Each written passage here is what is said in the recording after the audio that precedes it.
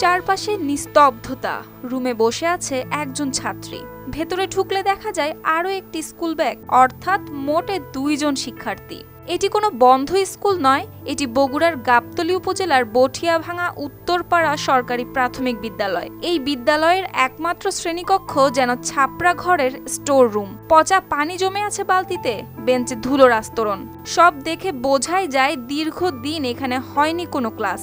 Office কক্ষে দেখা মিলল মাত্র একজন শিক্ষিকার। তিনিও নাকি কয়েকদিন ধরেই ছিলেন অসুস্থ।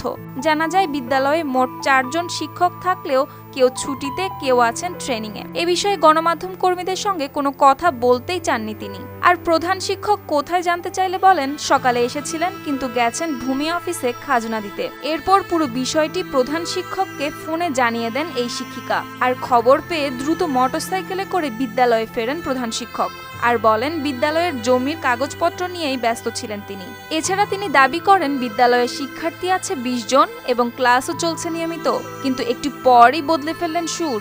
বলেন, জানা যায় এই প্রধান শিক্ষক 1991 সাল থেকেই কর্মরত এই বিদ্যালয়ে। এই দীর্ঘ সময়ে শিক্ষার্থী বাড়ানোর চেষ্টা তো করেননি, বরং বিদ্যালয়ের সহকারী শিক্ষক হিসেবে নিয়োগ দিয়েছেন নিজের মেয়েকে, যিনি প্রায়ই থাকেন ছুটিতে।